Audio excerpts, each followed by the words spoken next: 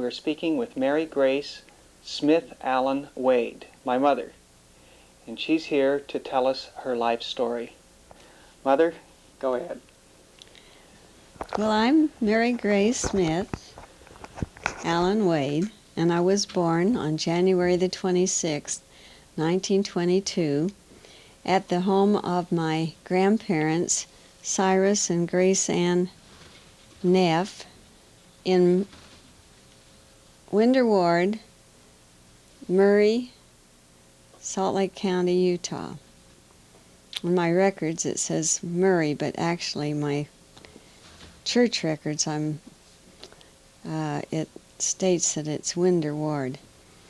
Anyway, I was born at my grandparents' home because they were down in Long Beach for the winter, and my parents, who were living next door in a remodeled granary, were asked to come over and take care of their house. So I was born in the bed that my grandmother later died in. And my father, it was a night of a bad snowstorm, and my father had to go by horse and buggy clear out to Butlerville to get the nurse. The doctor, of course, delivered me, but the nurse had to be there too. And when I came along, my father was so disappointed. His face was as long as a donkey's, mother said, because I was the second girl, and he thought he'd never get a boy. But the Lord answered his prayers and sent him 7 boys after I was born. My parents were Ethel Ackert Neff Smith Midgley and Edwin Woodruff Smith. He was named after President Woodruff. And they were born, mother was born out in Murray, and dad was born in Salt Lake, both from immigrant parents who joined the church. Grandpa Smith, Albert Smith, and Mary Ann Smith were converted to the church in England and came over to join the saints in Salt Lake. And my grandfather, John Henry Ackert, came from Switzerland in the early, well, I think about 1830. Well, no, he was born in the 1800s, but he came over and was stationed at Fort Douglas with the Army, and that's where he learned about the church. And he joined the church in Salt Lake. And my grandmother, Caroline Kuntz, or Zemp Kuntz, was born in Switzerland, and she and her mother came over from Switzerland, joining the church before they came. And they later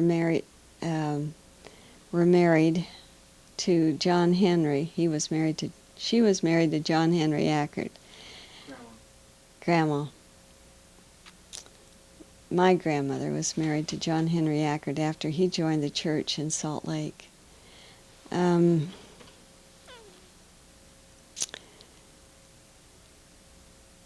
As I said, I had 7 brothers and 1 sister.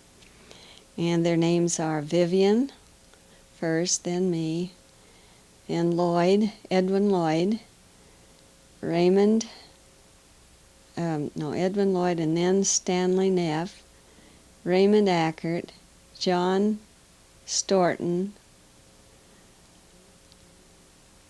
Robert Keith, Albert Neff, and David Woodruff. Whoever thought I'd have a hard time thinking of my brother's names? I was just trying to think of their full names, that's the reason. Anyway, we had a lot of fun in our childhood. We lived in after I was born, we moved over to 13th East in another granary. My parents bought the property of the old Lund home, which at the time was being rented out. And so they moved into the granary and remodeled that, and that's where my brother Lloyd was born. And shortly after that, they moved over into the old home, which is still in the family, on 4730 South 13th East. 4644 now. It used to be 4730. The same place, but a different address. And the granary, who lives in it now? Albert bought it. But before he bought it, I lived there, and Bob lived there, and from the family. And we had other neighbors live there. After we moved into the old home, the big home, my Uncle Al and Aunt Jo and their family moved into that home, and they were our playmates in our early years.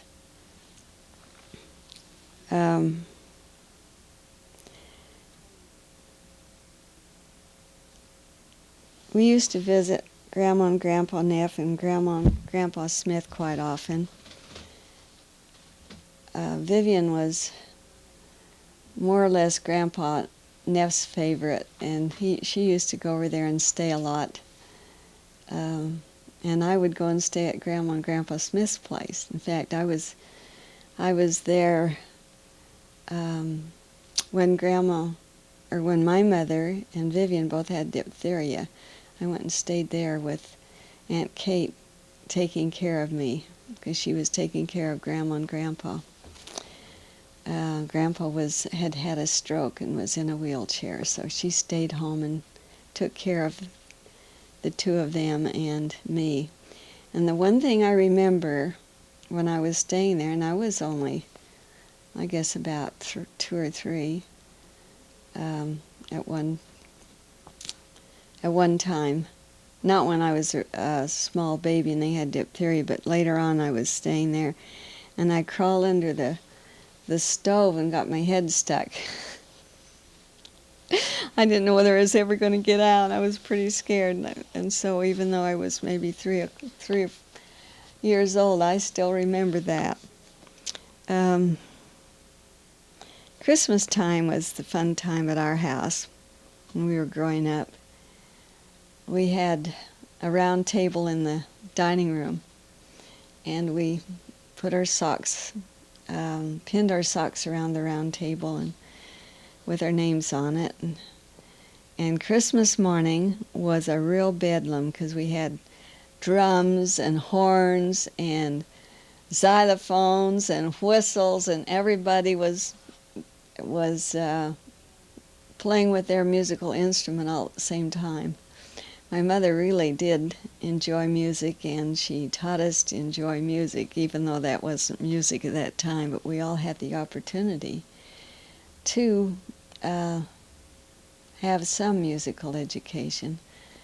I was given the opportunity to learn to play the piano when I was 6, but I didn't like it then, and it just made me so sick to my stomach I didn't even want to look at a piano for years. And then later on in junior high school I took music lessons again, and later on, after I was grown, I took a few months of harmony,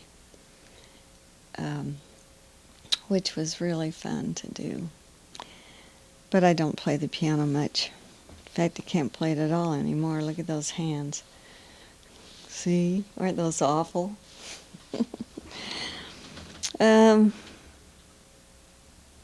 Birthdays are also a lot of fun. And we had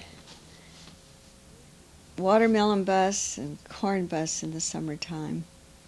We took rides in our old Ford, and what was it? Anyway, we got a Hudson just before the crash. Oh, I have to tell you about that. the day before the banks all closed, Dad drew all the money he had out of the bank and bought a car. And that's how we got our Hudson. Before that, we had a little old Model T, no, a Model A Ford, I believe. I may be wrong on that, but anyway, I do remember the Hudson. That's the car I learned to drive in. I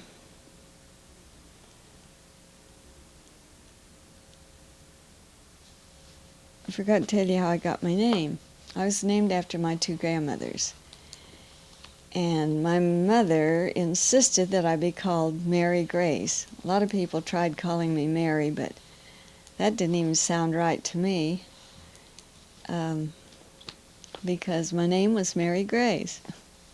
And so that's what I've gone by through my life, although I've had nicknames like Curly and Speed.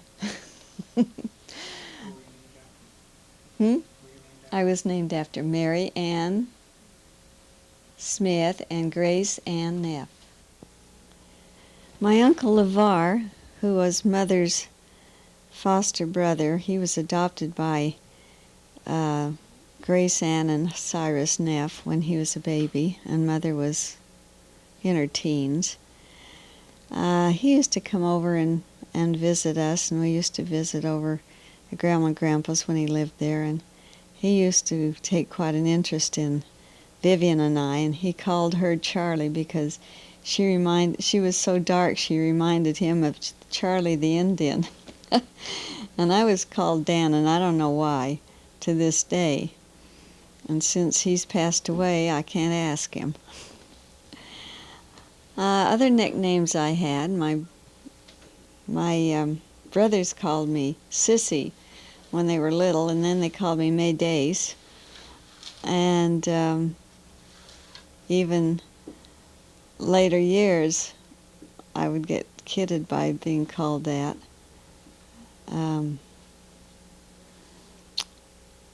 When I was older and going to high school, I had a couple of girlfriends, Clella Witterberg and Connie Perkins, who called me Curly because I had curly hair, and I was more or less the envy of most of the girls because I had auburn hair, which was naturally curly, and they wished theirs was like mine. But I didn't like it because it was such a job to take care of, try to get the curl out, because everybody else's hair they were wearing their hair straight, not like today where the girls' hair today looks like mine did when I was in my teens, all frizzy. I've also been called Gracie by several of especially a couple of my bosses when I worked called me Gracie. They couldn't be bothered with Mary Grace. One of them says, "Do I have to call you Mary Grace? You sound like a cathedral." Got a big kick out of that. I hadn't even thought about that before. As far as things that we did when we were growing up, my first recollections of playing was in the barnyard making mud pies. We had chickens that were out in the barn, and they would lay their eggs out there, and we would be sent out to gather the eggs. Well, sometimes there weren't quite as many eggs as other times because we used to get the eggs and make mud pies when we were playing over in the barn. And of course, when the mother found out about it, that ended very abruptly. But we used to play in the hay, and once we got in the wheat and played around in it, and that ended abruptly too when my dad found out about it. We used to like to go out and help bring the hay in, trample the hay down on the hay rack, and ride the horse to pull the hay up into the barn. And Mother tells me of the time that Dad was out harrowing, and he had me sitting with him on the harrow, and I fell off down in between the forks of the harrow, and it was a miracle I wasn't hurt.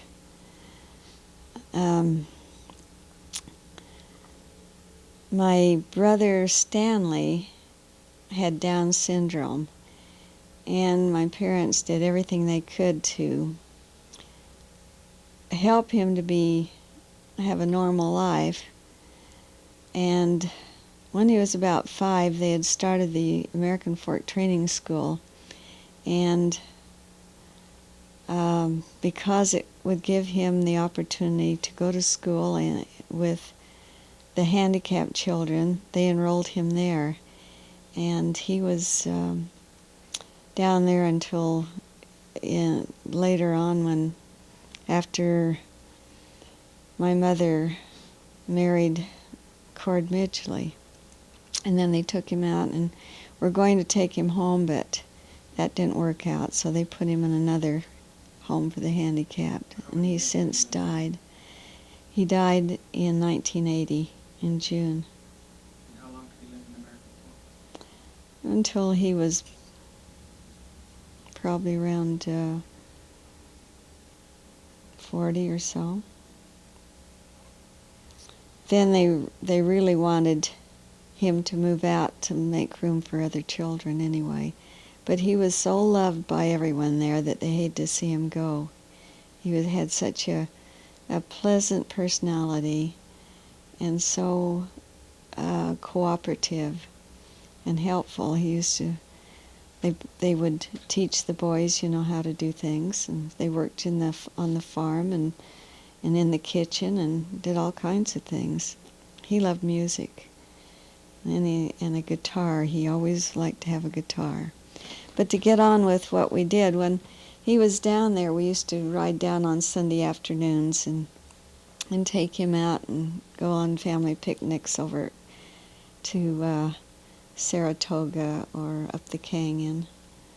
And we looked forward to those trips.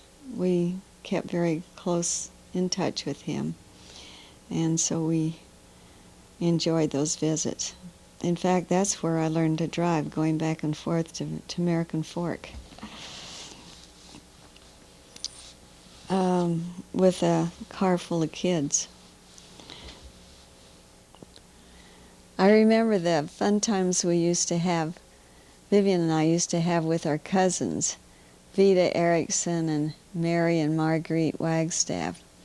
We used to go up and visit them in Camas, play house for a while, and then ride horses up in the hills and go swimming in Beaver Creek and play with the neighbor boys next door over at Wagstaff's.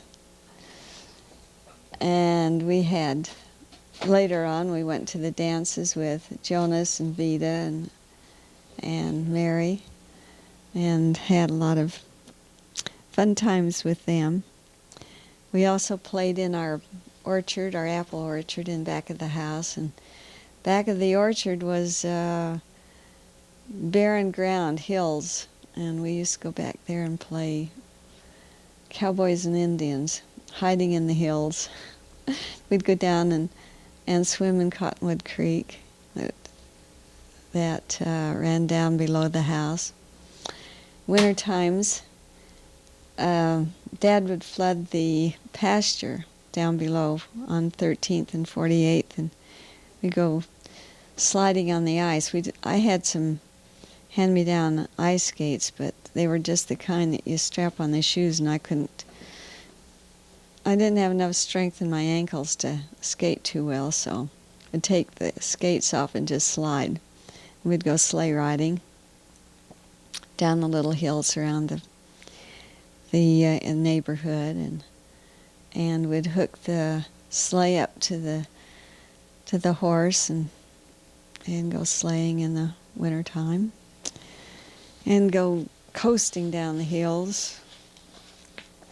In fact, during my teenage years, we went on a sleigh riding party, and I was walking up the hill, and a sleigh came down and hit me on the leg and flipped me right over on my head and over onto my back. And when I got home, I found out I had a hole in my leg, and the scar's still there. Took months for it to heal. Let's see. I guess I ought to tell you about where I was blessed, or when, by whom. I was blessed by my grandfather, Albert Smith, and I was baptized at 8 years old in the tabernacle on Temple Square. And confirmed by someone that I don't really know, or never did know. I went to primary, and when I was real small, we had religion class. And we went to religion class. My mother taught religion class and primary. And, of course, we went to Sunday school. Dad was the superintendent of the Sunday school for years, counselor and then superintendent. So he'd have to go early, and then Mother would come up with the rest of us. And we used to take up a whole row in church. Went to MIA. We called it the Young Women's Mutual Improvement Association at that time. And then they had the Young Men's Mutual Improvement Association. And I enjoyed growing up through the program, beehives and gleaners. And I was I was the second one in our ward to become a golden gleaner.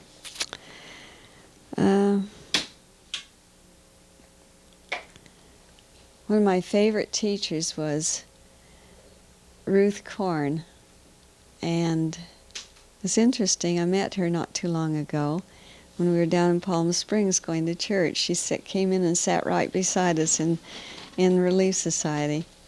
It was kind of an interesting occasion. She remembered me, too. Let's see. Trying to think of some of the experiences I might have had to tell. Who had the greatest influence on your early life besides your parents? Well, I'd say my teachers. One of the teachers I really enjoyed was my sister-in-law's mother.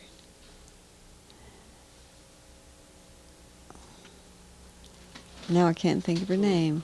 What's your sister-in-law's name? Faye. Oh, Benny. Oh yeah, Vera Benyon. And I remembered in kindergarten they used to give us out little memory gems to take home and learn.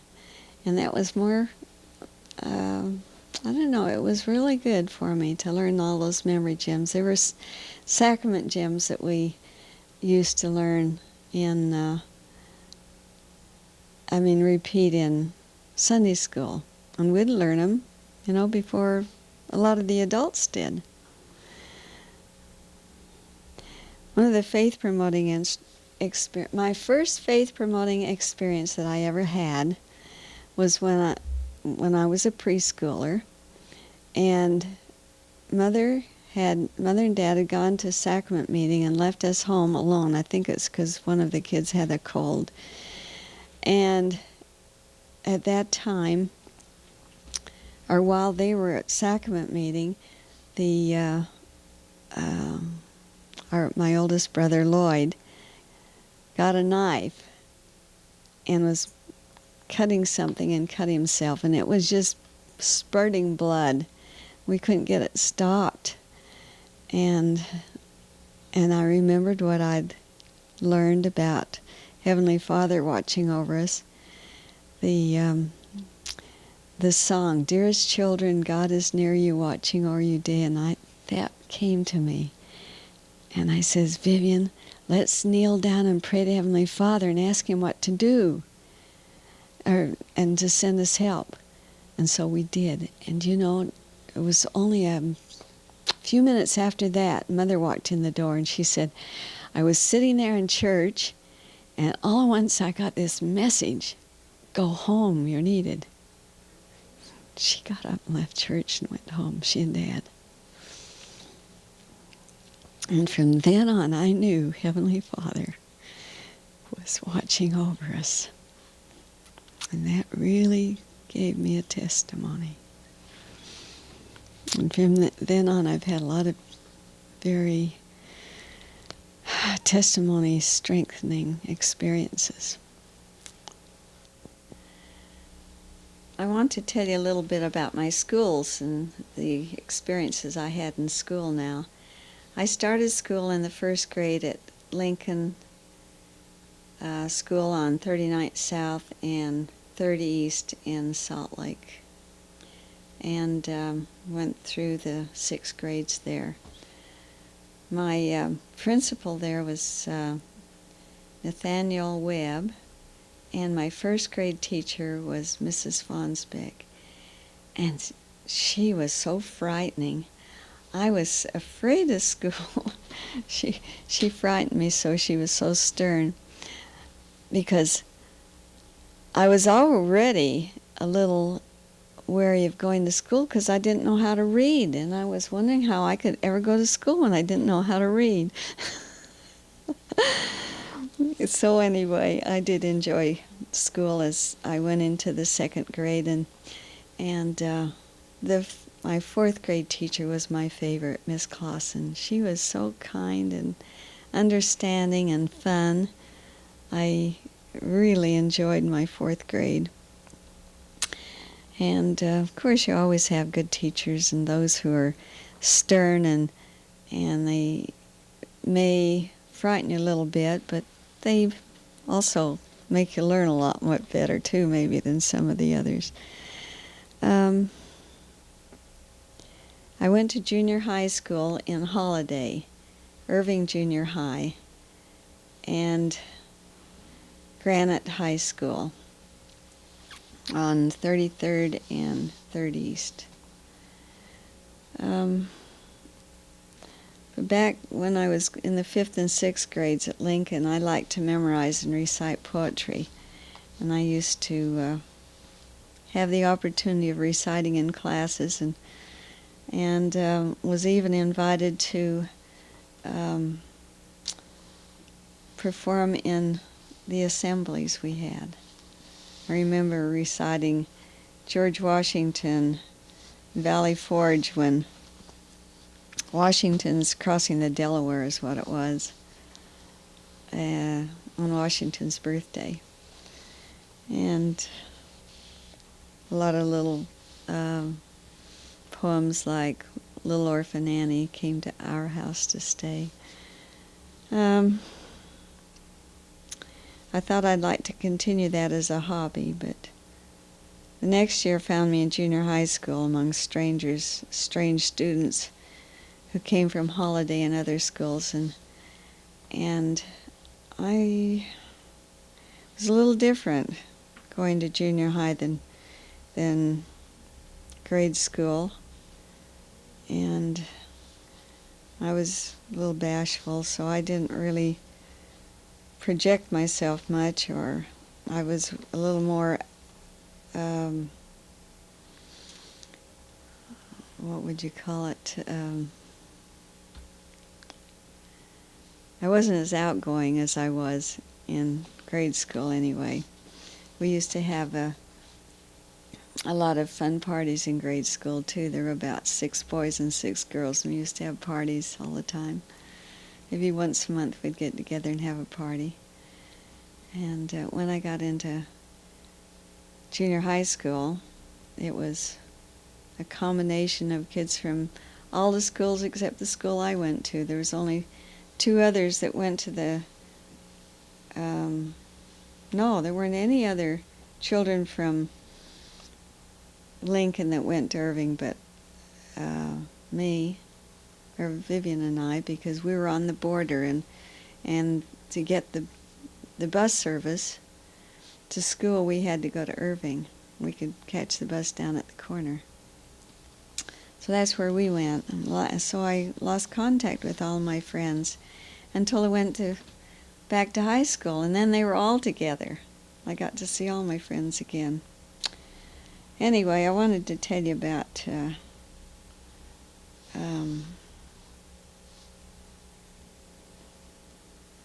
how someone changed my life in junior high school. I used to be quiet, and I didn't smile much. And one day, in the ninth grade it was, my teacher, Miss Hendricks, said, "Mary Grace, why don't you smile?" And I said, "Because I got two front teeth that stick out, and I don't want to show them." It wasn't my middle teeth, it was the ones on the side. They stuck out like this. So I wouldn't smile.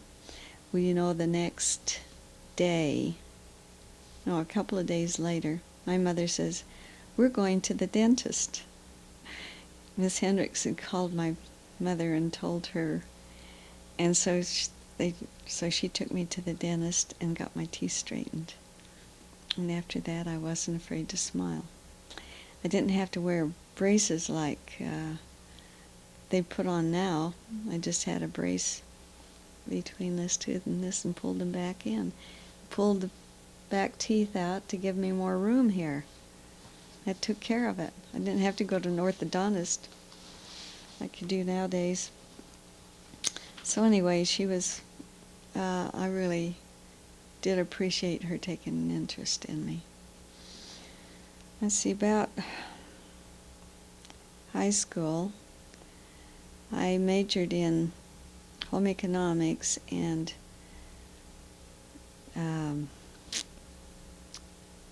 social studies, and I minored in business.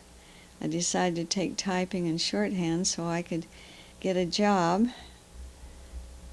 so that I could pay my way or work my way through college. So that's what I did 2 years of both. And then I went on to one year of college. And the reason I was able to go to a year of college, because I really hadn't earned very much. There was, at that time, jobs were very scarce, and I did finally get a summer job after I got out of high school in the business world, typing. I was a secretary for an architect, Miles Miller. But I was awarded a scholarship, tuition-free scholarship at Utah State Agriculture College.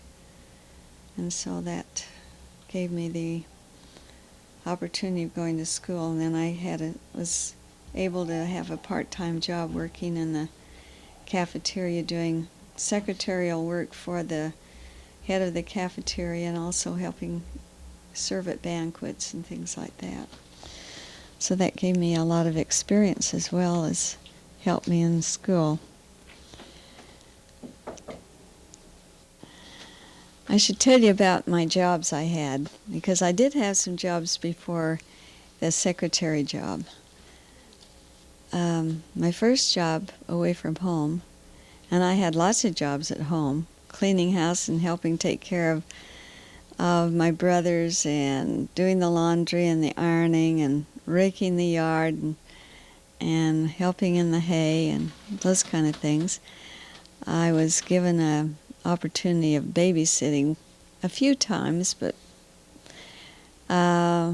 Leola Cutler had me come over and help her clean her house one day, and that was my first job away from home other than babysitting.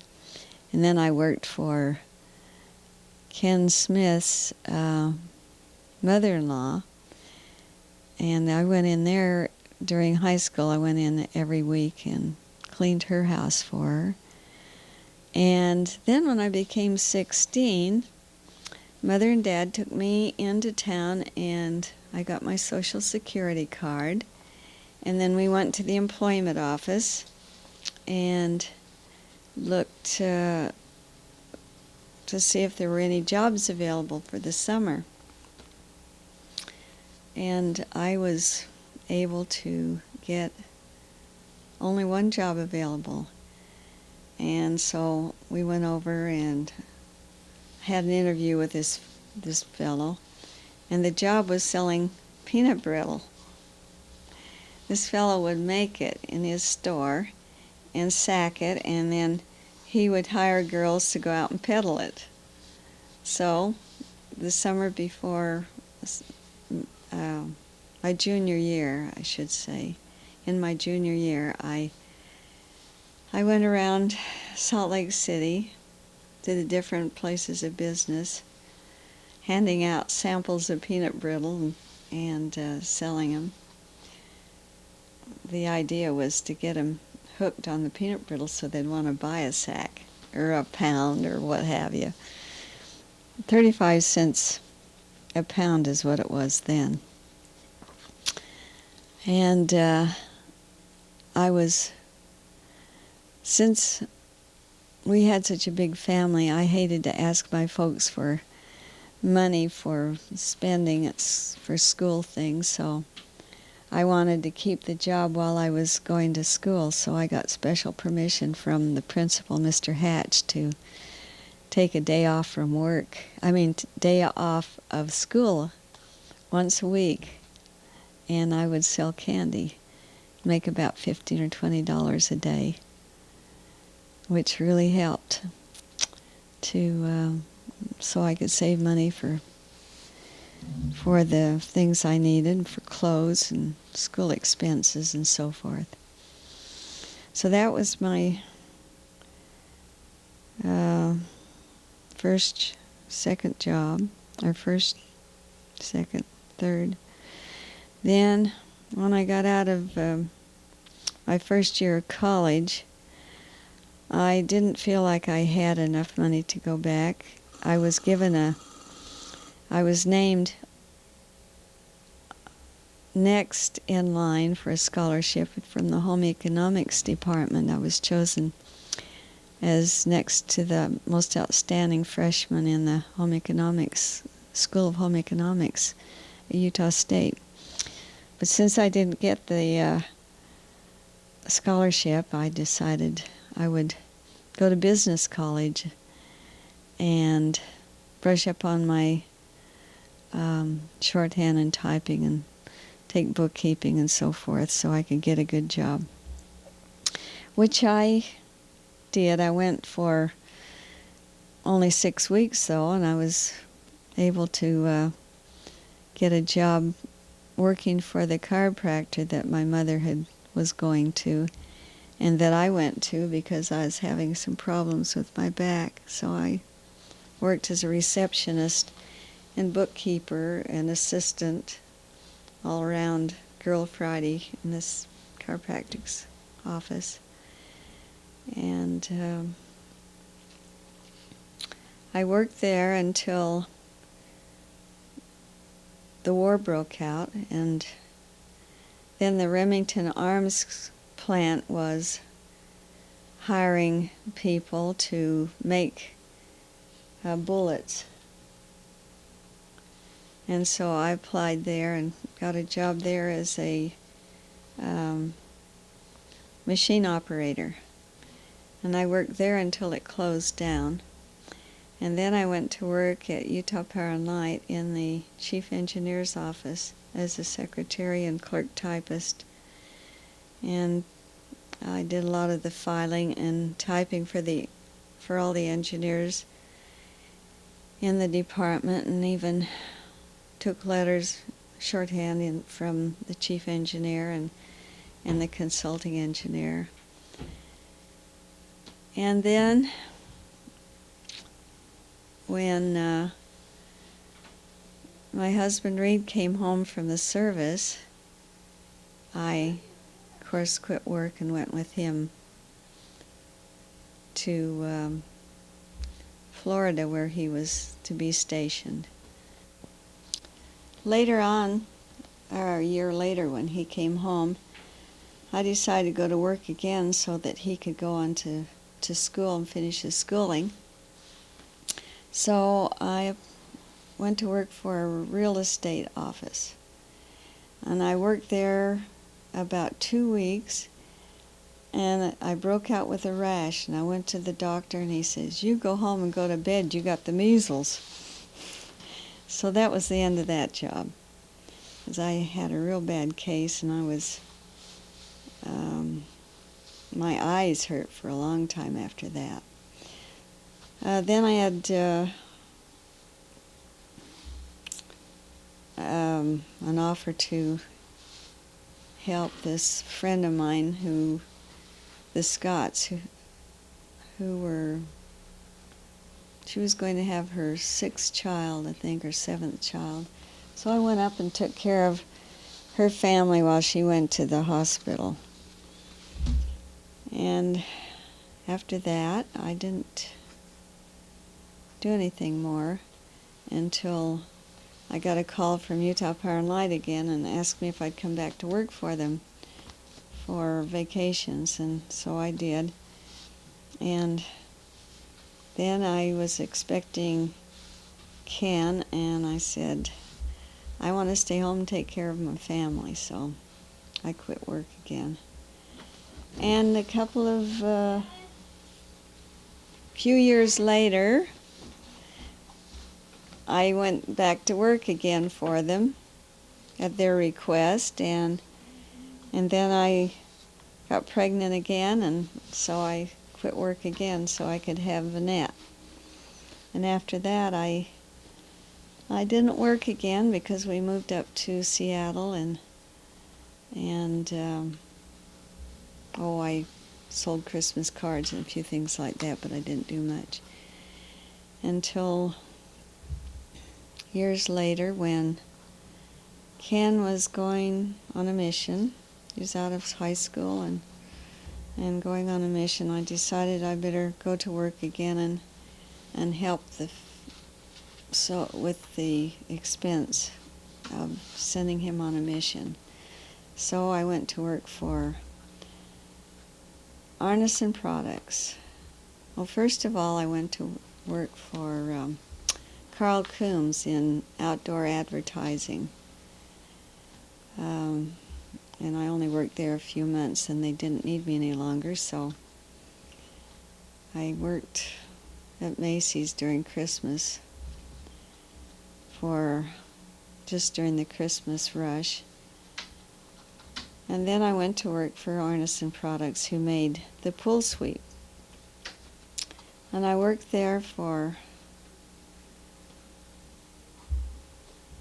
can't remember how long I was working there when I started with arthritis, rheumatoid arthritis.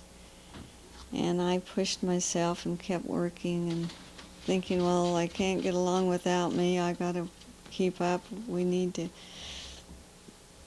the money to help Ken on his mission. So I kept up until one day I got out of bed and came to work. I was so sick, and the office manager said, "You go home and you stay home. You have no business being here." So I went home and I stayed home and nursed myself back to the point where I felt like I could work again, because at that time I had a real inferiority complex to think I had failed. I hadn't been able to keep a job, and I wanted to prove to myself that I could work. And so I finally got up enough courage and went out looking for another job. And I really had to talk like a Dutch uncle to sell myself to this new place, which was Guide Dogs for the Blind. When they found out I had rheumatoid arthritis, they didn't want to hire me. But I convinced them I could do it, so they hired me. And I stayed there for 3 years, and finally had to quit again. Doctor's advice said you'd be better off if you didn't try to work, so I quit working. And I was really ready to quit work too. I was really sick by then. Now, I guess that's enough about. Now I'm going to tell you a little bit about my romantic life, should I? Well, when I was in my last year of high school, there was a young man quite interested in me, and he was really the first fellow that I was really interested in of all the boyfriends I had, you know. And he had asked me to go to a steak, Emmen and Gleaner dinner dance. So anyway, we went to this dance, and we were having a great time dancing around on the floor, and a couple danced by us, and the fellow said, "Hi," to me. I hadn't seen him before. He wasn't even from my ward or from my school, but he looked like someone that I knew, and I thought maybe I met him when I was selling candy in Salt Lake. And so I said hello to him, sort of nodded to him anyway. And after the dance was over, he and his girlfriend walked over to us, and he was a mutual friend he was a friend of my boyfriend, who was Darwin Knudsen, who lived in his ward. And he introduced him to me as Reed Allen from Cottonwood Ward. And, of course, Reed says, "Haven't I seen you before?" And I says, "Well, I don't know, you look familiar to me." He says, "I'm sure I must have seen you someplace. You look so familiar." And so he asked to trade dances with us. So I danced with him, and we talked about various things, which we found to be of common interest. We both belonged to the church, and he belonged to Cottonwood Ward. I belonged to Winder Ward. And he went to Davis, and I went to Granite, and we were rival schools, so we had something to talk about there when we had baseball games and basketball games and so forth. So anyway, then that was in March. Then it wasn't until about first part of May that a friend of mine, Maxine Eldridge, passed away. And I went to the funeral, which was out in the Cottonwood Ward. And who should I meet there but Reed Allen again. And other friends that I knew from school were there. We were standing there talking. And I wanted to go home, but he kept talking, and finally I said, "Well, I've got to get home." He says, "Well, where do you live? Couldn't I come and see you?" I says, "No, I don't think so." "Well, can't I come and take you for a ride?" This was Sunday. They had the funeral on Sunday afternoon, which is unusual, but they did at that time.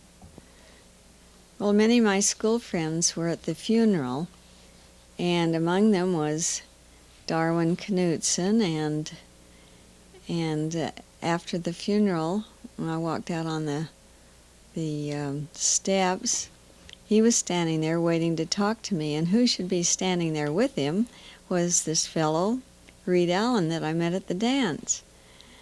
And after everyone else was leaving, he stayed and talked to me some more, and finally he said, "Well, I'd like to see you again. Could I come over and see you tonight?" And I said, "Well, I'm sorry, but I'm going to church tonight." "Well, can I go to church with you?" "No, I don't want you to go to church with me." I really didn't want every tongues to start wagging, thinking I was going with someone steady when I didn't even know him. So he finally persuaded me to let him come and see me that night after church. So he did come over and took me for a ride around the city, and we went up on to Ensign Peak and looked over the city, and ooh, it was a beautiful night. It was a romantic night, in fact. And we didn't do much but just talk about things that we were interested in.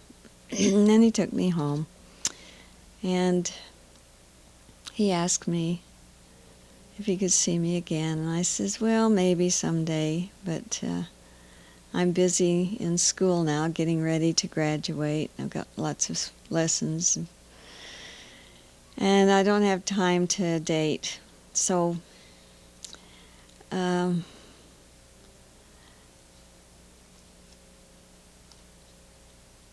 later on, he came over, and my cousin was to be married in Memory Grove, and they were going to have a dance. He was supposed to wear formals, and I thought, well, that'll be fun to go to that.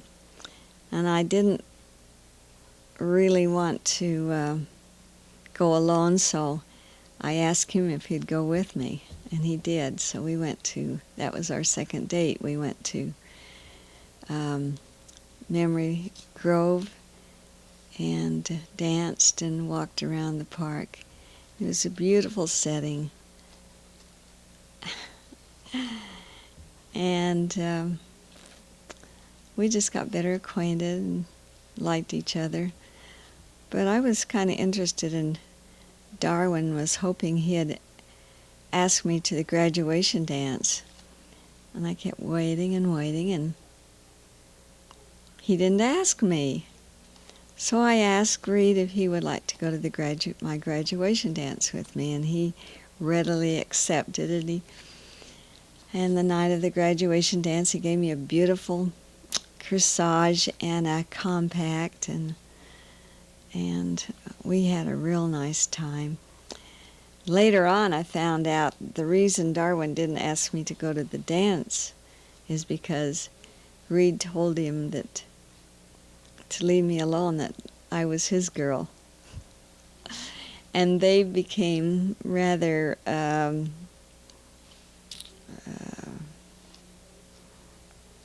well, I would say not enemies, but they didn't like each other too well because they were both interested in me. Anyway, as time went on, we dated more, and we had a lot of fun that summer. And I even had a lawn party and invited a lot of my friends and their dates, and we were dressed in formals, and we had a big dinner and a dance out on the lawn. It was really fun. It wasn't long before he told me he loved me and wanted to marry me, but I said, we didn't actually say he wanted to marry me at that time, but I did let him know that I was planning on going to college, and I didn't want to be tied down going steady with someone, because I wanted to have fun at college. So with that understanding, I went away to college, and I dated a lot of fellows at college, but Reed would come up every once in a while on a weekend, and we'd go out together, go to different things, activities at school together. And that next spring, we were getting ready to leave school, and he came up and brought me a diamond, and asked me if I would marry him. And I didn't know whether to say yes or no. I wanted to marry him, but I didn't know whether I was ready to get married at that time. So I did finally accepted his diamond. And of course it was fun to show it off to all my girlfriends at college, and And some of the fellows I'd been dating, I kind of shocked them when they saw me sporting a diamond when they didn't know I was going with someone and was that serious. Anyway, he had taken me up driven up the Logan Canyon and into a nice little romantic spot and proposed to me. And that following summer, my family wanted to take a trip to Yellowstone Park.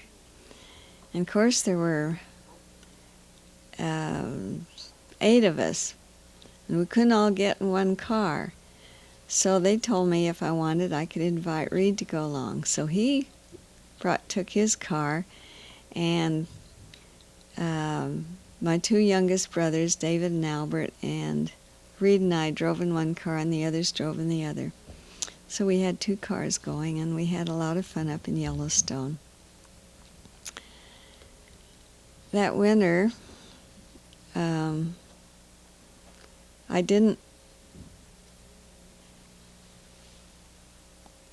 didn't really have the money to get married, and war was, there was a war scare. We were wondering if we were going to get in war, and yet we didn't like to face the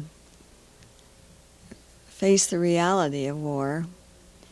There was a lot of discussion about a two-ocean war, and yet we sort of went along thinking that everything would be all right. But we didn't get married at that time. We decided we'd wait, and Reed would go on a mission, and I would stay home and work and save money and even help him some, because his parents really didn't have enough money to send him on a mission. So I offered to help support him on his mission. He did want to go on a mission, and the only thing that was stopping him from going was finances. So the bishop called him, and he got his papers, his call to go to the southern states. And a week later, December the 7th, 1941, the Japanese struck Pearl Harbor. And it was interesting that morning. Before we learned about that, we got a phone call from my sister Vivian saying that she was in labor and she had to go to the hospital. And so Royal called us, and then he took her to the hospital, but the doctor wasn't there, and there was no way to reach the doctor by phone because he was making house calls. That time, Dr. Johnson made house calls, and so Mother and I got in the car and started out to find the doctor. We knew the places he was going to call on, so we were driving along, and we had the radio turned on and was listening to the Tabernacle Choir. And all at once they broke into the broadcast and said that Pearl Harbor had been bombed. And then the choir came on again and sang, "Come, come, ye saints." And I'll never forget that, as they sang, "All is well, all is well." But anyway, we located the doctor and told him that he had a patient waiting for him at the hospital. And of course, he rushed over to the hospital and brought Janet into the world. And that was the exciting day we had. Well, after the war was declared. A lot of things happened. The church started recalling the missionaries, and Reed's mission call was canceled. He was on the top of the list for the draft, and his friend, Brother Faust, who lived in his ward, told him that he would be number one called on the draft. So if he didn't want to be drafted into the infantry, he better join. But in the meantime, we decided to go ahead and get married, even though he had to go in the service. It was more Reed's idea than mine. He didn't want to go off and leave me unmarried. And so we did. We decided to get married 2 weeks before Christmas. We decided 2 weeks before Christmas to get married. And we were married as soon as the temple opened after Christmas holidays, which was the 5th of January, 1942. And we figured that he would be able to join the Air Force and go to officers' training school. And some of the officers were able to have their wives come down and stay in the vicinity where they were. So we thought, well, this will work out all right. He can go enlist in the Air Force and officers training, and go to officers training school to become a pilot. So he did enlist at Fort Douglas and passed all the tests. And the day he went up to receive his final papers and be inducted into the service, they disqualified him from officers training school because he was colorblind. The last test they gave him was a colorblind test, and he was colorblind to red and green, so he didn't get to go to officers training school. Instead, they sent him to boot camp, and there he 2 weeks after we were married, he left for boot camp and was in training for 5 weeks. And I got a call from him saying that he was leaving and he couldn't tell me where he was going. And he didn't know when he'd see me again. And I didn't hear from him again for over 2 months. And I didn't have any idea where he was. But all I knew was he was, when he called me, he was in South Carolina, and he was going to be shipped out. And he told me later that twice the enemy just about sunk the ship he was on. Instead, it sunk the convoy, or the ships that guarded the main ship that the servicemen were on, the troop ship. They were both sunk. So anyway, we were apart for 3 years, and during that time,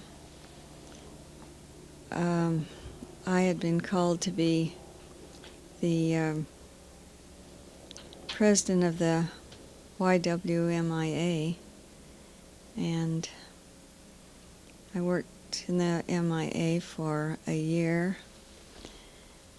And at that time, we didn't have any men in the YMMIA because we'd just get one in and then he'd leave for the service. So it was more or less the young women that had to take the lead. We worked with Bernard Brockbank in the bishopric.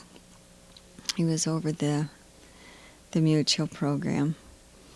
So I had a good relationship with him during that time. Another thing we did while Reed was away and all the boys were away, I decided we ought to have some activity, the girls, because we couldn't do much in the way of dancing or dates, so we organized a girls' chorus. And we used to meet once a week and practice singing, and then we would give programs at the church, and we also put on a big extravaganza in the ward.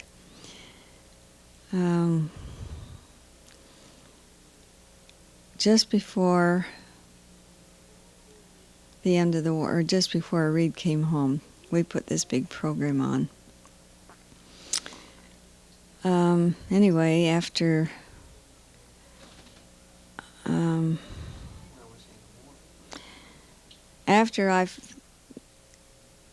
he finally reached his destination, he wrote to me, and he was in India.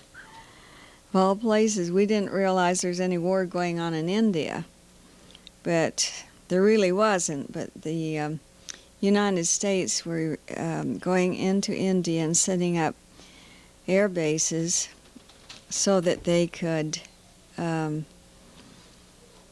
fly over Burma into China and protect their allies in China from the Japanese. And he flew over Burma several times, he told me, more as a passenger than any other, because he was in the chemical warfare and in charge of helping set up the camps and taking care of the water supply and the mustard gas bombs that they had on hand in case they needed to use them. And during that time, one of the bombs became faulty, and he discovered it and grabbed it and ran out of camp to bury it, and it exploded just as he was burying it, and it burned him quite badly and caused him to lose his sight he was in the hospital for about 2 months, blind, and it affected his kidneys and burned his legs and feet very badly. But a miracle happened. He was wearing his temple garments, and the mustard gas did not burn through his garments. It burned through his heavy boots, his army boots, and his pants and socks, but not through his garments. So that was sure a faith-promoting incident for all of us.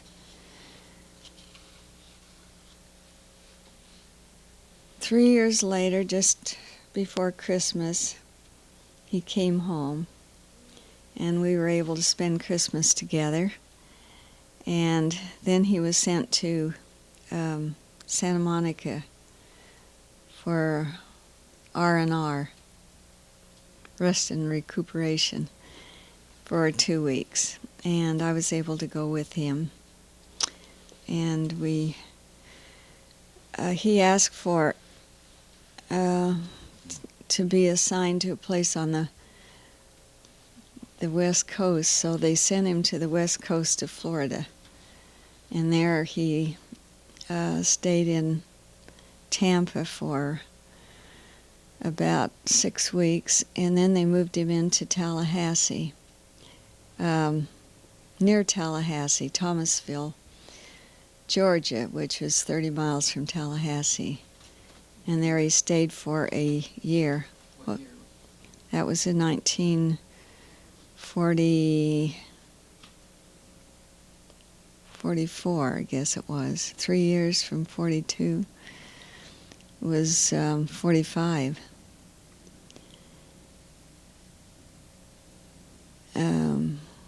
Well, he got home the last of 44.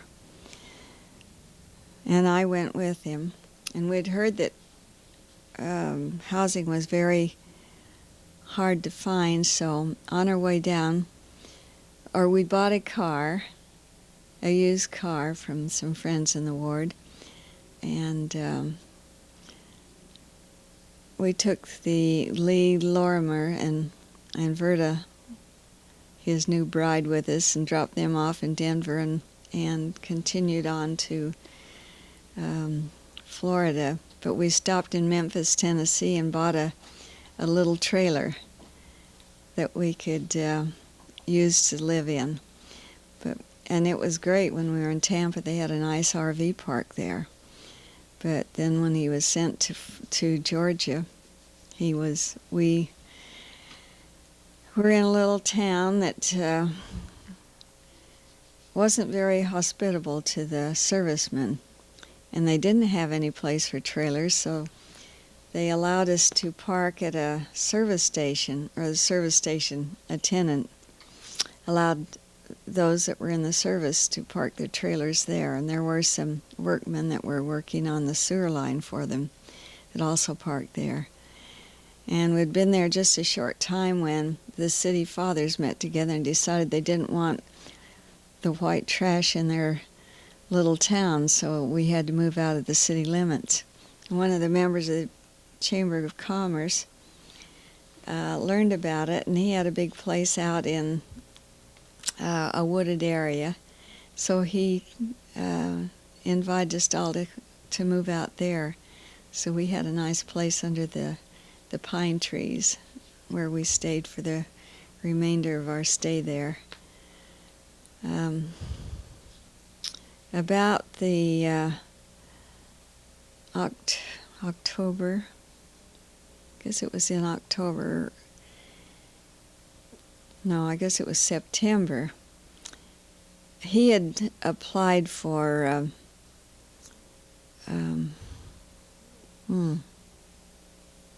I can't think of it right now. Warrant officer.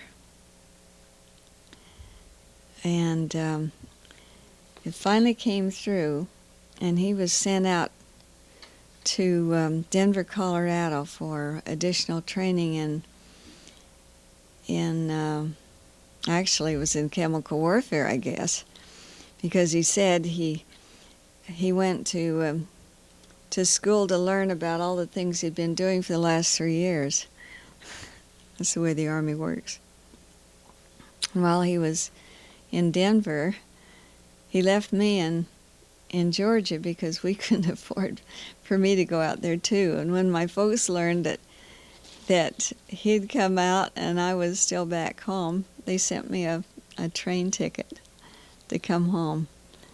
And then when he found out that I had gone to Salt Lake, he rented a motorcycle and drove from Denver to Salt Lake City on this motorcycle and back again on a weekend to see the family and see me. And then when he was through with his 6 weeks training, then I took the train to Denver and met him, and we took the train on back to Florida via Chicago. And on our way through Lincoln, Nebraska, we got word that the war was over. Well, we were on this streamliner, and what a celebration we had. It was full of servicemen, so you can imagine how they really cut up. We got off we had a stopover in Chicago, and it was about 4 o'clock in the morning, and we got out to knee-deep, what would you call it, confetti and calendars and what have you, that and newspapers, and waded through the streets full of papers, and at that time the street was dead because everybody got home to bed, but they'd been celebrating all night. And wow, was it cold. They had a cold wind blowing off at the lake, and we were glad to get back on the train. Well, anyway, it wasn't long after that he was released from the service. Being one of the first ones in, he was one of the first ones to be released. And he was discharged in Montgomery, Alabama. And then we took our trailer and traveled on back to Salt Lake along the southern route of the United States. And we brought one of our friends we met in Georgia back with us, Dorothy Smith, and stopped along the way and saw the Carlsbad Caverns. Always stopped in New Orleans and went on a riverboat and then went on to along the coast and through Texas. And we traveled 2 days, almost 3 days through Texas without seeing the sun. It was cloudy all the way. Stopped in Arizona and at the temple and got to go through the temple there. We had to call and get special permission to go through because we didn't have temple recommends for that particular temple at that time. You had to have a special one. And then we went on up, stopped at the Grand Canyon and Bryce Canyon, and really took in all the sights we could while we could. Then we got back into Salt Lake and had to decide where we were going to stay. And the folks said, well, if you want to fix up the little house next door, that was what used to be our house when my dad and mother were first married, or when Lloyd was born, that we could live there for very cheap rent. So we used his mustering out pay and painted and papered and fixed up the little house, and that's where we were living while Reed went to school. And when Ken and Kathy and Vanette were born. Did you stay there the whole time? No, Reed had been going to school for almost 3 years. Had 6 weeks to go when he had been going to school, and he had been working at a service station nights, and that wasn't paying much, and he had a chance to, or he was invited to join the National Guard. So he joined the National Guard and had also just got a new job as a security officer to one of the businesses in town. But he had taken off to go to the National Guard meeting, and on his way home from the National Guard, well, on the way up there, his car broke down. The clutch had gone out on the car, so he left it downtown at a garage to be fixed and took the bus up to the fort. And one of the fellows up there offered him a ride down to the bus, or down to where he could get his car. And in August. And at that time, I was up the cabin in Silver Fork, where we had a nice cabin up there that Dad and Reed and the older boys had helped build. And I'd been invited to go up there, and I invited B. Hicken to go up with me, because Reed was working nights, and we thought this would be a nice time to go up. So I took Ken, and we went up there, and while I was up there, I got word to come down that Reed had been in an accident. He had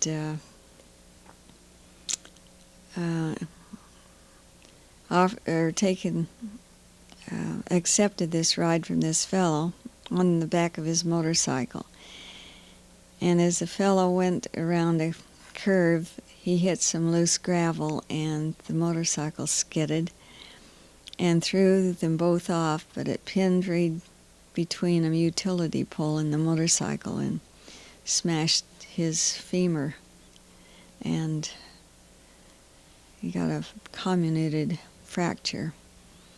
And he was rushed to the vet's hospital since he was in uniform, and that's where I found him when I got home.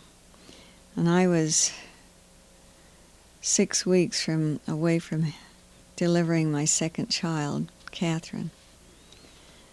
And it was a rough old year because he had to be in traction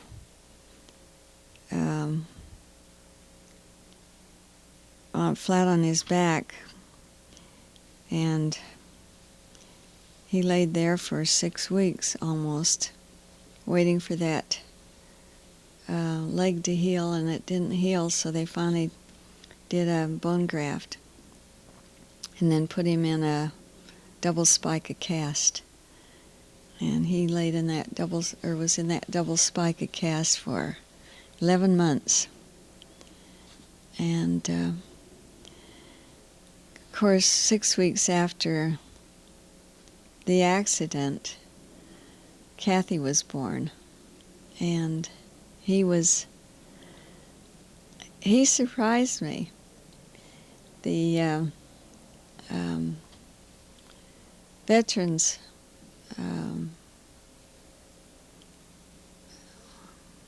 not the DAV, but the veterans organization. I guess it was the VFW. Anyway, they arranged to take him to see me at the hospital. They got a van and put him wheelchair and casts and all in the back of this truck. It was a closed truck, and took him down to the Holy Cross Hospital and wheeled him in to see me. And I just about jumped right straight up to the ceiling. I was so surprised. And they had the newspaper there to take pictures. And they put the picture of him looking at Kathy through the window of the nursery in the front page of the paper the next day. So anyway, that was kind of exciting. I used to go up and see him practically every day. His parents would,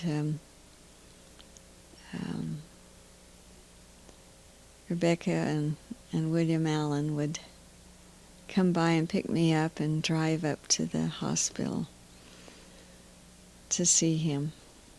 Then Christmas time, he was allowed to come home overnight, and our bishop helped bring him home. He was a great big strong guy. I can't think of his name right now, of course. But anyway, that was a thrill to have him home actually for Kathy's blessing. He was able to come home in the cast and was wheeled into we had it over in the Cottonwood ward, and his father blessed Kathy.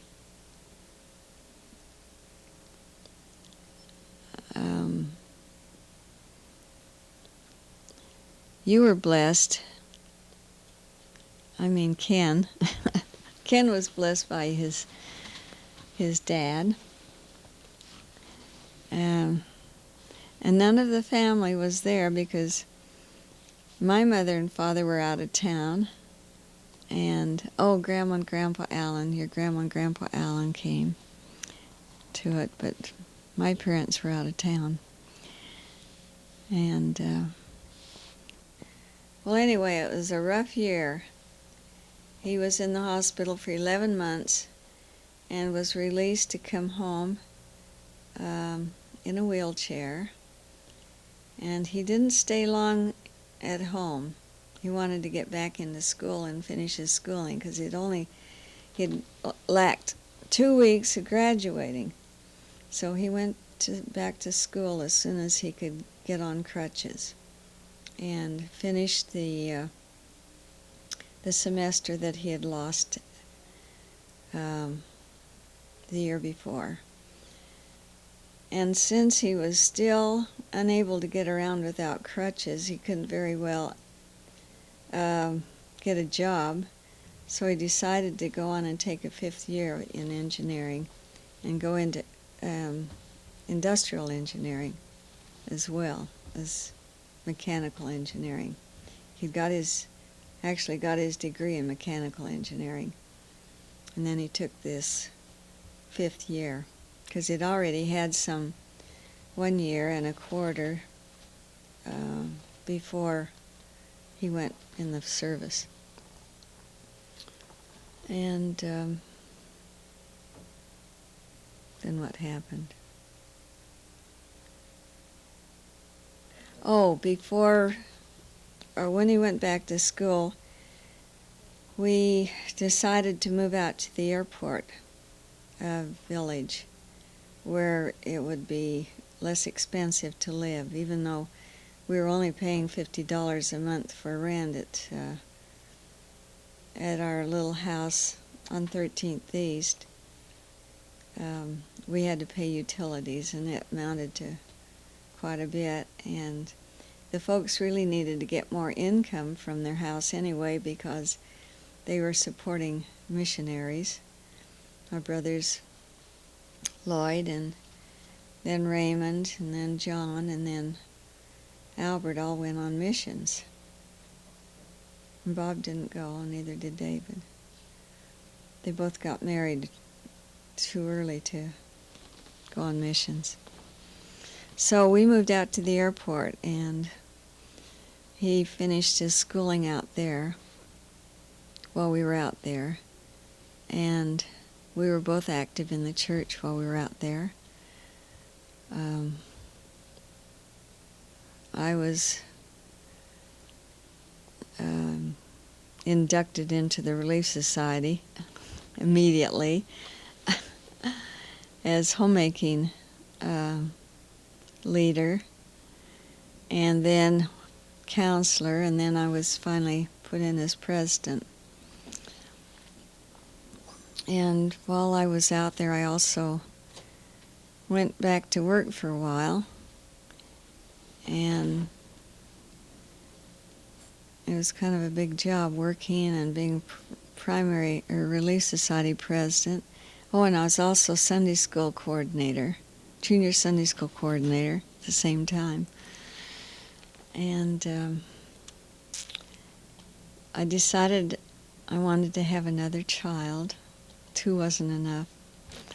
And so I did, even though I was working. And so I quit work, told my boss my family came first, so I quit work after, I guess I worked up for about 3 months or so.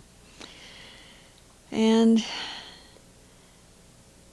after Reed graduated from college, it was the year that engineers were a dime a dozen. Everyone was graduating, and of course it was the odd time of the year too, and it was just hard to get work, so he took a job with a heating and air conditioning company, and no, Vance Electric. In fact, Sister Vance was the Relief Society president while before Ken was born, and I had been asked to be stake secretary of the Relief Society. So I worked with her for several months, and then after you came, or just before you came, I asked to be released. I mean Ken. I'm talking to Ken, so it's hard to say Ken when I'm talking right at him. Anyway, while he was working at Vance, he was very disenchanted with the work, and so he went to work for the civil service out at Hillfield. And he got disgusted with that because of all the red tape and the government, and he liked something where he had a challenge. And so he, when he was offered a job to go to the Northwest to work for Chrysler Air Temp, he accepted it. And he went up there and left me. He went up there in March, and I stayed in Salt Lake. I moved out to the old house again, where I waited to have Vanette. And she was born on the 14th of May. And in August, then I moved with with my children, up to Seattle. In the meantime, Reed had found a house up there, and we had no money to put down on one, but they were so anxious to sell the house, they were willing to take a small down payment of $1,500. Reed had been working as a car salesman for Hudson at Luff's Motor, and he had bought a demonstrator, a black Hudson. It was a beauty, and we were paying so much a month on that, and we had it paid for practically. And so we decided we would sell that and get enough money to make a down payment on the house. So we moved up there, and I flew up with Ken and Kathy and Vanette, and Reed rented a trailer and loaded our few belongings in it, and took Grandma with them, and they drove up. And they got there before we did. They met us at the airport, and we stayed at a motel until we could get the house and get settled in it.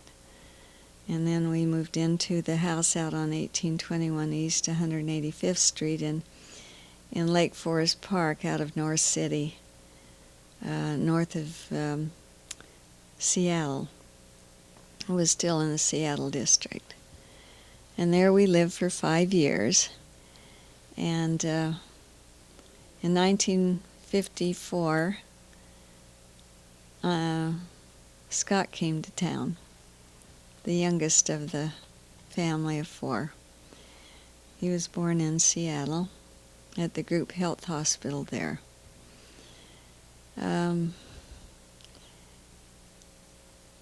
During that time, we had taken a trip back to Salt Lake we'd left our Hudson in Salt Lake to be sold by Harry Luff. And it wasn't, no one was even trying to sell it, so we decided we'd go back and sell it ourselves so we could get the money, because we needed the money to pay for this house that we were living in for nothing.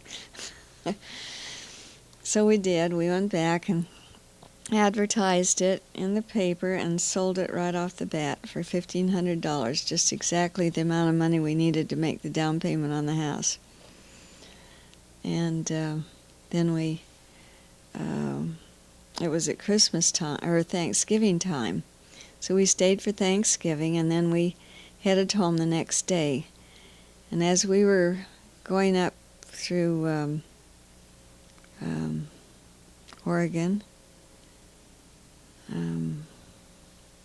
can't think of the name of the place. Along the Columbia River, anyway.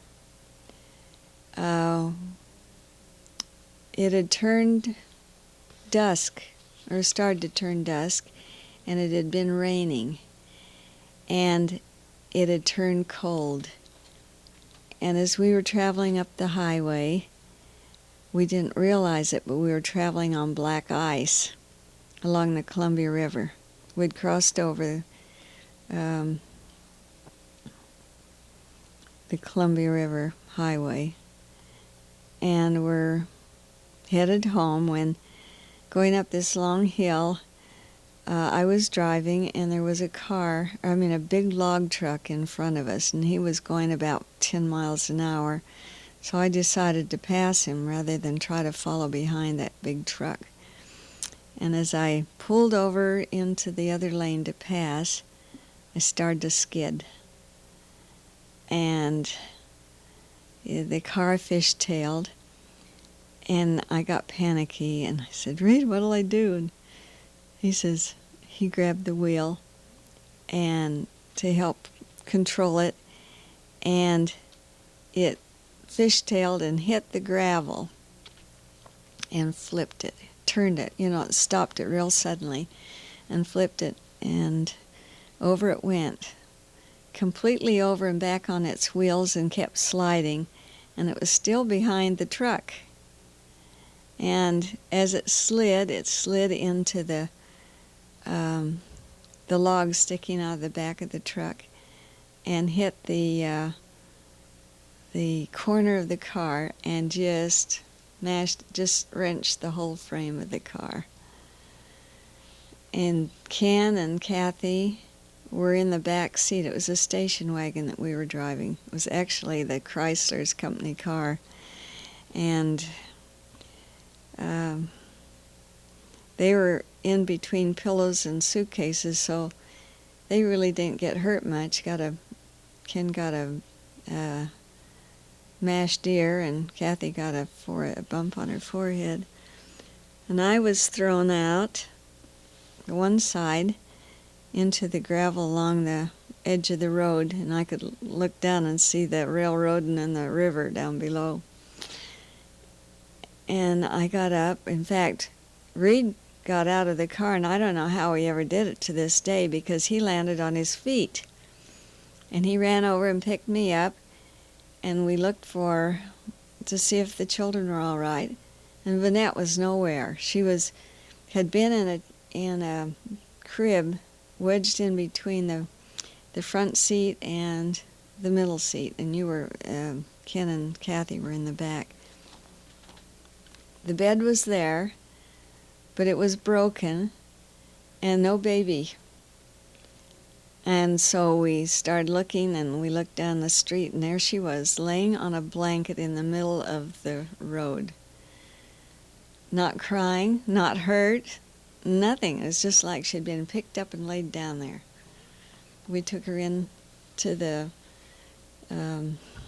next town, and there had her examined, and she didn't have a broken bone or a bruise or anything. I had a bad leg. My right leg began to swell, and it got to be twice the size of its normal size. And so we sat there in the doctor's office waiting for him. It was a Saturday afternoon, and there was only one doctor in this clinic, so we had to wait quite a while.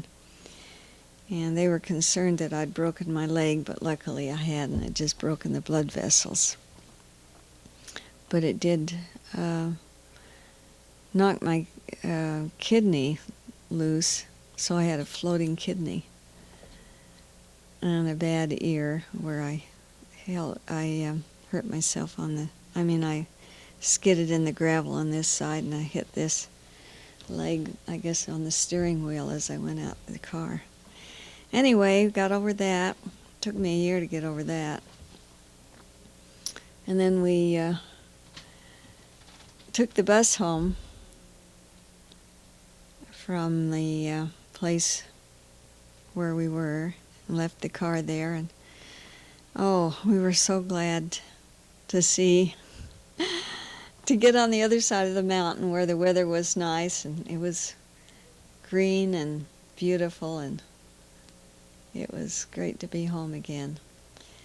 So that was quite an experience for us. Right after that, Reed took another job because he didn't like the traveling and being away from home, because he was away 2 weeks at a time, and then he'd be home on a weekend and spent all his time home typing up reports, and it got to be too hard to do. He didn't want to be away from his family. So he went to work for the civil service again, and he had to go to Alaska part of the time, and worked out of Seattle. But then he didn't like working for the civil service again, so he got a job with another company and worked for them for a while. But then he got an offer to move to San Francisco to work for a firm down there, and he did that. Yeah, I mean, it was quite a decision to make. We prayed about it, and we decided we'd put the house up for sale, and if the house sold, we'd move. If it didn't, then we'd know it wasn't time for us to move. Well, 2 days after we advertised the house, we got a buyer for it. And we had 2 weeks to get ready to move because they wanted him down there in 2 weeks. So we packed up all our things in the trailer, and instead of him going down there and finding a place this time, we went with him. I didn't want to be left up there alone, so we all went down together. Aunt Tully and Uncle Jack were living in Tacoma at that time, and we had everything. We were so loaded with stuff that when we got to Tacoma, we took out some of the books and heavy stuff and had it shipped down, and left it with Aunt Tully and Uncle Jack to take care of, and we continued on down to Oakland. We got into San Francisco and went through all that heavy traffic hauling this trailer, and we're just about out of gas. And we're looking for a service station, and a car came up to the side of us and pointed to the trailer, and didn't know what he was talking about, so he finally pulled over where he could get out, and found out we had a flat tire on the trailer. But we couldn't find a service station, so we went across the Bay Bridge and pulled into the first service station we could find right off the Bay Bridge. And while we were there getting the tire fixed, I walked down to the motel and registered to stay there so we could get our bearings and find out where we wanted to go. And we let the children run across and play in the park for a little while until we found out it wasn't safe for them to be alone. And after a week of looking, we couldn't find any decent housing in San Francisco, and we had a real estate man that Caroline, who lived in San Francisco, or in Oakland at the time, had lined up for us. In Piedmont, yeah. Yeah, Caroline Davis Peterson, Aunt Tully's daughter. But the person that she lined up for us was clear over in Marin County. So we went over there and couldn't reach him, so we went back again to Oakland and got another motel. And while we were there, of course, we were house hunting with no luck. And we couldn't really do anything during the day because I didn't want to go out by myself, and I didn't want to drag 3 kids around either, alone, in a strange city trying to find a place, so I'd wait until Reed came home and then we'd look. Finally, we got desperate after staying in a motel for another 2 weeks. And I says, well, why don't we pray about it? So we did. We prayed about it, and the thought came, get in touch with the bishop.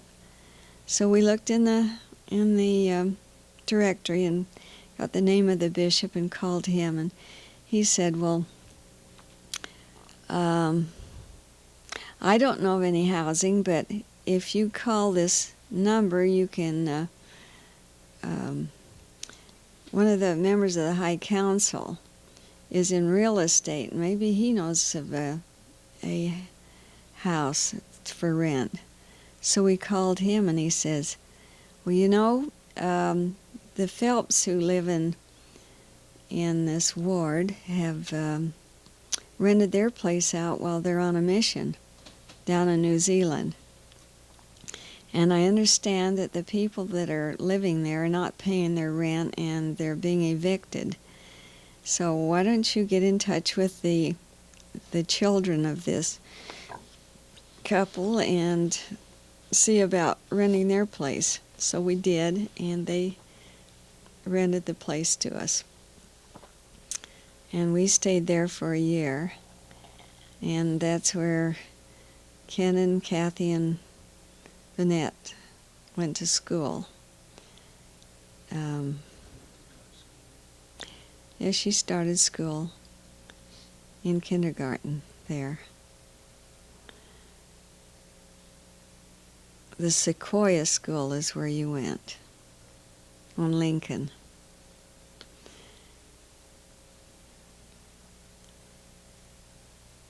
And we had to get a house within the year in order to not have to pay income taxes on the money we got out of the sale of our house. So that spring, in May, we started looking, house hunting. And we didn't want to stay in Oakland because there weren't any young people, and there wasn't any place really for young people to play. So we decided to go over to Marin County, where it was more out in the country. And they had some houses for sale there by Eichler. And the nice thing about it was that they required no down payment. And when we sold our place up in Seattle, we carried the contract instead of getting cash for it, which was a big mistake, I can see now, but luckily the Lord was with us. We were able to get a place for just the amount of money we got out of the house as closing costs, and got this place up in Marin County in Lucas Valley. Beautiful little subdivision up in the hills,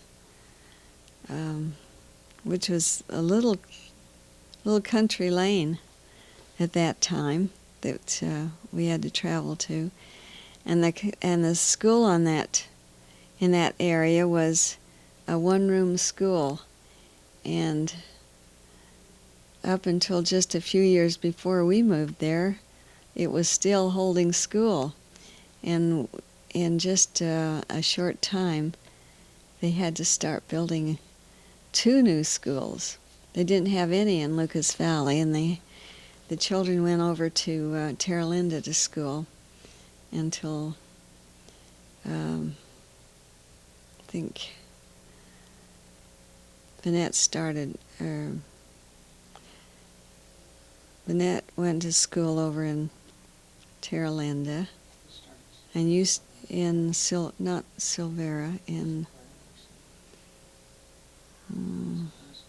oh yeah, it was Silvera School. No, it was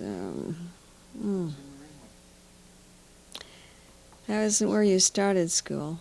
You may have started school there, but Vanette went to kindergarten over at Hoffman School. And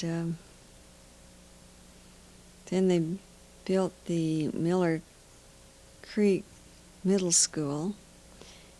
Before that, they built the high school. Palosita Middle School is where you went, where Ken and Kathy went to school. And they went to the new Terra Linda High School, which was built after we moved there. And it's been so long since I've thought about these things, it's hard to remember all these names and when. I'll have to look back in my records, my calendars. Let's see, what else can I tell you about? What did you do while you were in the Marine? Well, first of all, when I was in Seattle, we had some experiences too. Should we talk about that? I worked in the primary, and Reed was in the mutual as in charge of firesides and activities like that. And then he was called to a stake mission, so he was released from his mutual job. And he was president of one of the 7 presidents of the 70s.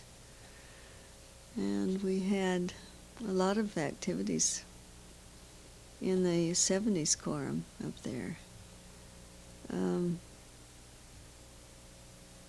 I was in another automobile accident along with Ken and Kathy, going to a play at the church. We were going along 15th East, and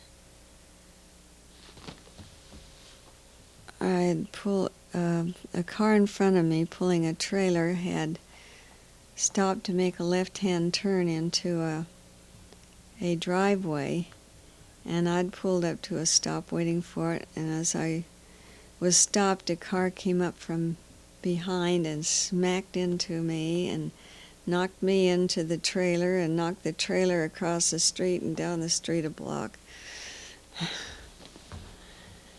and left me with a bad whiplash, which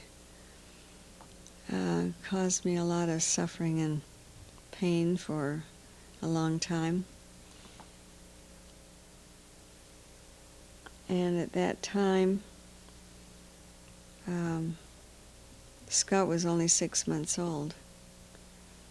So it was really hard taking care of a 6-month-old baby when I had a bad back and neck.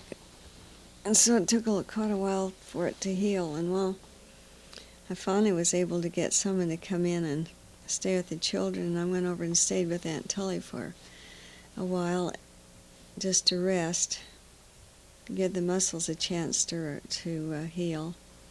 And when I came back, Reed was in the hospital with a bad leg attack of what they diagnosed as erysipelas, running a high fever, and actually in delirium it was so high. And so I came home and had to nurse a sick husband on top and take care of 4 children. But we survived that and a few other accidents, like the one that, well, I guess every one of the kids had some sort of an accident. You think I ought to tell about the time Ken got into trouble? And Scott broke his leg. Oh, yes. One Saturday afternoon, Reed had made a go-kart soapbox for Ken. And he was Ken was playing with it, coasting down our driveway. And Scott and Vanette were out too, and they wanted to get on, so he put him on the back of it and gave him a push. And Vanette let loose. She lost her grip on the soapbox and fell backwards, and Scott was behind her. She fell on him, and he caught his leg behind him and fell on it and broke it. The same spot that his dad had broken it years earlier. And he was put in the hospital and in traction, laid on the bed for 5 weeks. A little 2-year-old. Yeah, Dad set the leg. His dad set the leg while he was laying there. His leg was twisted all out of shape. And he had us run and get a board, and he pulled it into place. In fact, he set his own leg when it was broken twice. The first time he told the people how to. There was a fellow that wanted to move him, and he says, "Don't move me, just take hold of my leg and pull it and hold it so that the muscles wouldn't spasm." And so the next time his leg was doubled up, and he straightened it out while he was waiting for the ambulance. They still can't figure out how he did it, but they know it was bent because there was proof of that. But anyway, to get back to the accidents, one Sunday after church, we had gone in the house, and Ken came walking in the house looking so sheepish. I said, "What's the matter, Ken?" And then I saw blood streaming down his side of his face. And he wouldn't tell me what was wrong until finally we got it out of him. He had been shot by a bullet. It had missed his cheek and his eye and gone right straight through the lobe of his ear. Not the lobe, but the upper part of his ear and out the back. What he'd done is got a bullet out of his dad's drawer that he wasn't supposed to get into, and would send him out to burn the trash in a big barrel, one of those big barrels, and he had lit the trash and then thrown the bullet in it. And I don't know why he did it other than to see what would happen.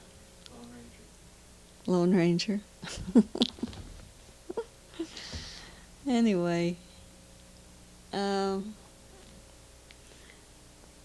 what other interesting things happened when we were living in Seattle? Oh, yeah. Dad had just